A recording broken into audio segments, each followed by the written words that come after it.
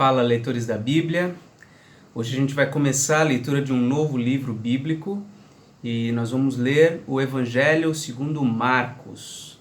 Esse foi provavelmente o primeiro dos 4 evangelhos a ser escrito e, portanto, ele é o mais antigo, não é?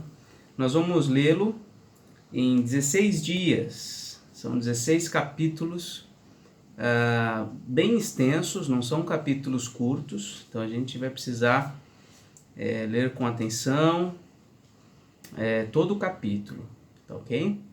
Vamos começar então. Marcos capítulo 1. Princípio do Evangelho de Jesus Cristo, Filho de Deus. Conforme está escrito na profecia de Isaías, eis aí envio diante da tua face o meu mensageiro, o qual preparará o teu caminho. Voz do que clama no deserto, preparai o caminho do Senhor, endireitai as suas veredas. Apareceu João Batista no deserto, pregando batismo de arrependimento para a remissão de pecados. Saíam a ter com ele toda a província da Judéia e todos os habitantes de Jerusalém, e confessando os seus pecados, eram batizados por ele no rio Jordão. As vestes de João eram feitas de pelos de camelo, ele trazia um cinto de couro e se alimentava de gafanhotos e mel silvestre. E pregava, dizendo: após mim vem aquele que é mais poderoso do que eu, do qual não sou digno de, curvando-me, desatar-lhe as correias das sandálias. Eu vos tenho batizado com água, ele, porém, vos batizará com o Espírito Santo. Naqueles dias veio Jesus de Nazaré, da Galileia, e por João foi batizado no rio Jordão. Logo ao sair da água, viu os céus rasgarem-se e o Espírito descendo como pomba sobre ele.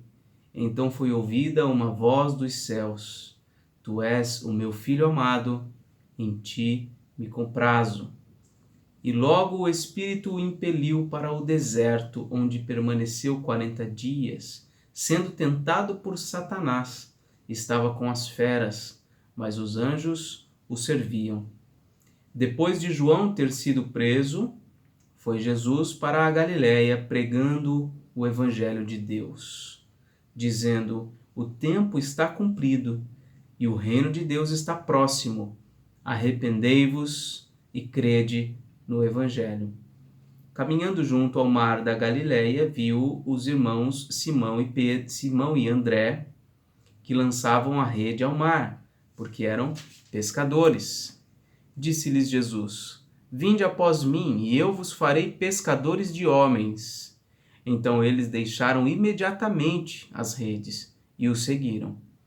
Pouco mais adiante, viu Tiago, filho de Zebedeu, e João, seu irmão, que estavam no barco consertando as redes, e logo os chamou. Deixando eles no barco, a seu pai Zebedeu com os empregados, seguiram após Jesus. Depois entraram em Cafarnaum, e logo no sábado foi ele ensinar na sinagoga. Maravilharam-se da sua doutrina, porque os ensinava como quem tem autoridade e não como os escribas.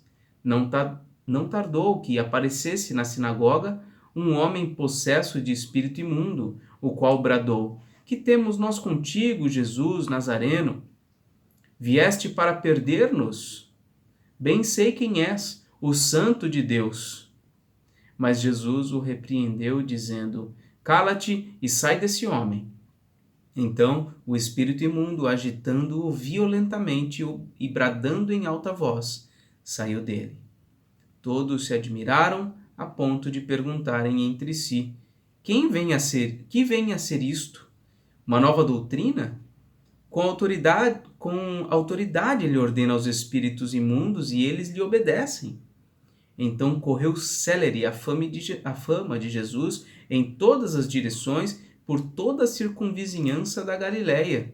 E saindo eles da sinagoga, foram com Tiago e João diretamente para a casa de Simão e André. A sogra de Simão achava-se acamada com febre, e logo lhe falaram a respeito dela. Então, aproximando-se, tomou-a pela mão, e a febre a deixou, passando ela a servi-los. À tarde, ao cair do sol, trouxeram a Jesus todos os enfermos e endemoniados. Toda a cidade estava reunida à porta, e ele curou muitos doentes de toda sorte de enfermidades. Também expeliu muitos demônios e não lhes permitiu que falassem, porque sabiam quem ele era. Tendo-se levantado alta madrugada, saiu, foi para um lugar deserto e ali orava. Procuravam-no diligentemente Simão e os que com ele estavam. Tendo-o encontrado, lhe disseram: Todos te buscam. Jesus, porém, lhes disse: Vamos a outros lugares, às povoações vizinhas, a fim de que eu pregue também ali, pois para isso é que eu vim. Então foi por toda a Galiléia, pregando nas sinagogas deles e expelindo os demônios. Aproximando-se dele um leproso, rogando-lhe de joelhos, aproximou-se dele um leproso, rogando-lhe de joelhos: Se quiseres, podes purificar-me. Jesus, profundamente compadecido, estendeu a mão, tocou-o e disse-lhe: Quero, fica limpo. No mesmo instante, lhe desapareceu a lepra e ficou limpo. Fazendo-lhe então veemente advertência, logo o despediu. E lhe disse: Olha, não digas nada a ninguém, mas vai, mostra-te ao sacerdote e oferece pela tua purificação o que Moisés determinou, para servir de testemunho ao povo. Mas tendo ele saído, entrou a propalar muitas coisas e a divulgar a notícia, a ponto de não mais poder Jesus entrar publicamente em qualquer cidade, mas permanecia fora, em lugares ermos, e de toda parte vinham ter com ele. Puxa, quanta coisa num capítulo só, não é mesmo? Um capítulo longo, bastante movimentado, né? A gente vê no princípio a figura de João Batista, uma figura muito importante, o precursor do Senhor Jesus, alguém enviado por Deus também para preparar o seu caminho. Ele chamou a atenção das pessoas para o batismo de arrependimento, e quando muita gente estava seguindo já João Batista, então ele pôde apontar essas pessoas para Jesus. E ele dizia: Este que vem após mim é quem vai batizar vocês com o Espírito Santo. O que eu faço é incompleto, é imperfeito. O que ele virá fazer será completo, será perfeito. Ele vos batizará com o Espírito Santo.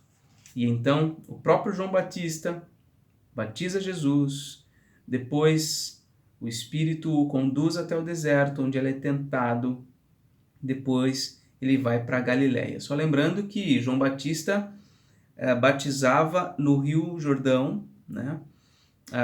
Ali na Judéia, então é a região sul, mais para o sul de Israel, e a Galiléia ficava lá em cima, no norte de Israel, e os evangelhos sinóticos, que é Mateus, Marcos e Lucas, eles concentram as suas narrativas na Galiléia, no ministério de Jesus na Galiléia.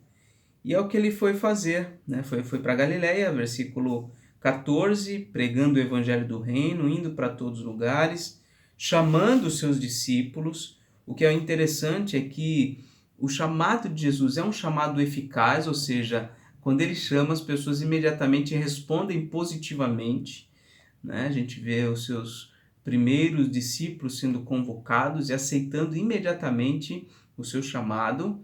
Depois nós vemos várias curas. Ele cura endemoniado, ele cura o leproso, ele cura a sogra de Pedro, e a sua fama vai se espalhando, vai se estendendo, até o ponto que ele não consegue mais praticamente aparecer em público. Ele fica em lugares menos movimentados, né?